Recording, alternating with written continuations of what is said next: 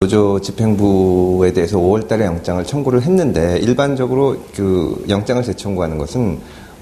처음에 청구할 때 몰랐던 새로운 혐의 사실이 밝혀지거나 혹은 증거인멸이나 도주의 우려가 있다는 사정이 그러니까 새로운 사정이 있어야만 재청구를 하는데 5월 달에 이미 법원에서 증거인멸이나 도주 우려가 없다고 기각된 사안을 그 사이에 특별한 그것이 없고 또 이 사안 자체를 보더라도 되게 파업에 있어서는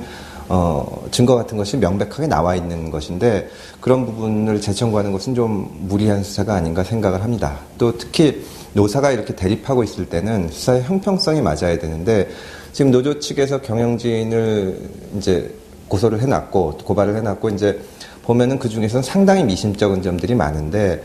저는 개인적으로 이 정권 초기에 그 공기업 대표나 뭐 감사나 임원에 대해서 수사를 경찰이나 검찰에서 한 것을 이렇게 지켜보면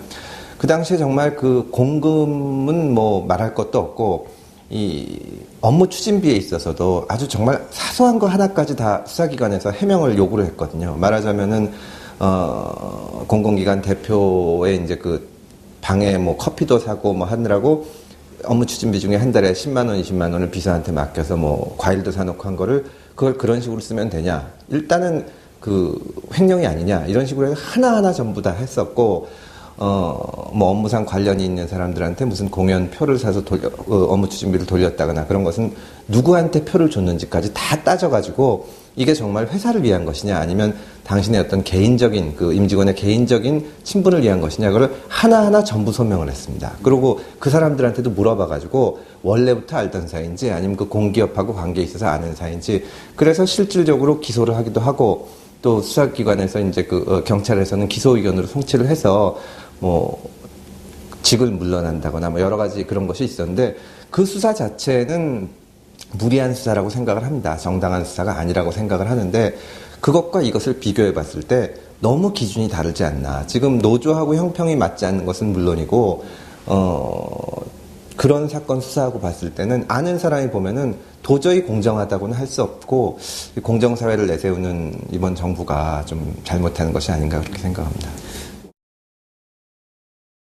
다른 사람의 이익을 위해서 형식적으로는 이제 뭐 공연을 하고 지출을 했다거나 하더라도 그것이 누가 보더라도 이건 좀 과다하게 지출을 한다거나 예를 들어서 뭐 재벌 기업이 총수가 옆에 자기 개인 회사를 만들어 놓고 거기다 계속 일을 줘가지고 별로 일도 안 하는데 거기에 비해서 과다한 대가를 지불한다거나 그런 식으로 하면은 배임이나 횡령이 될 가능성이 매우 높습니다. 지금 사안을 보면 뭐 한 번도 아니고 금액 자체도 대단히 큰 금액을 뭐 꼭 필요한 것도 아닌데 그런 그 공연이나 이런 데 사용한 거 또 이제 그야말로 업무 추진비 쓴 것도 그런 것을 전체적으로 봤을 때 뭐 한두 개 정도 문제가 있는 것이 아니라 전반적으로 금액 자체도 뭐 다른 방송국에 비해서 엄청난 금액이고 쓴 것을 이 다른 사람들이 보면은 이게 과연 소명이 되지 않을 정도로 이상한 용도로 쓴 것들이 많은데 그런 부분에 대해서 다른 사건에서는 이 소명을 요구를 했거든요. 일단 이 누가 보더라도 이거 회사를 위해서 쓴 게 아닌 것으로 비치는 것에 대해서는 물론 검찰이 유죄를 입증해야 되지만 이것을 왜 여기다 썼냐. 그러면 당사자 측에서 이러저러한 사유로 썼다. 그래서 그것이 진위를 따져가지고 회사를 위해서 필요치 않은 것에 썼으면 배임 혐의로 기소를 하는 경우가 많은데 이번 사건의 경우에는 언론에 통해서 나온 그 이제 경영진 측의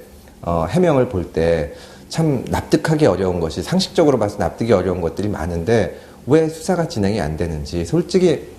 수사를 해본 입장에서는 이 정도까지 자료가 나와 있으면 당사자를 불러서 그냥 그 리스트를 놓고 하나하나 따지면 되거든요. 그래서 거기에서 합당할 만한 소명이 합리적이고 받아들일 만한 소명이 나오면 또 자료를 찾아서 보면 되는 것이고 그러지 않고 말을 못 이게 어떻게 해서 회사를 위해서 예를 들어서 뭐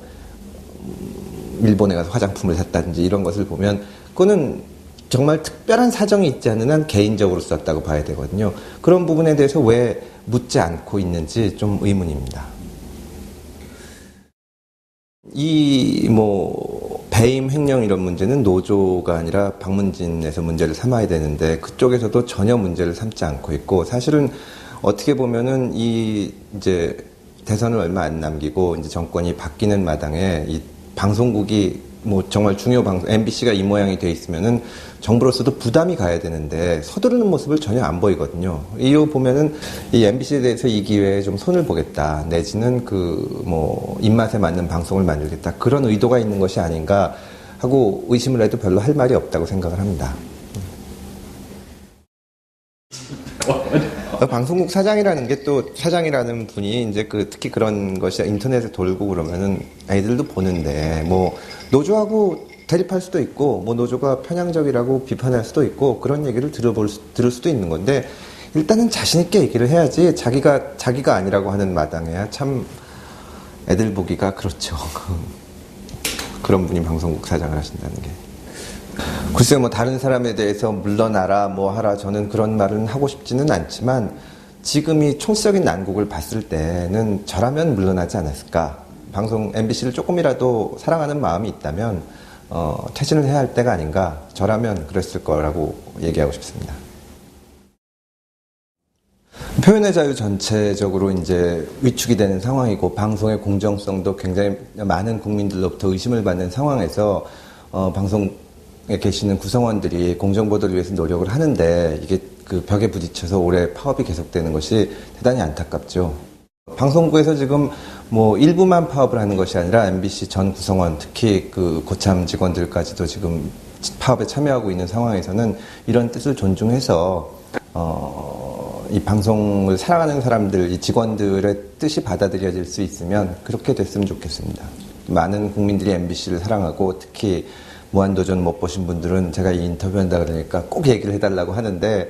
얼른 정상화가 되고 방송이 공정하게 이루어지고 또 무한도전 같이 많은 사람들이 좋아하는 프로그램을 할 수 있었으면 좋겠습니다.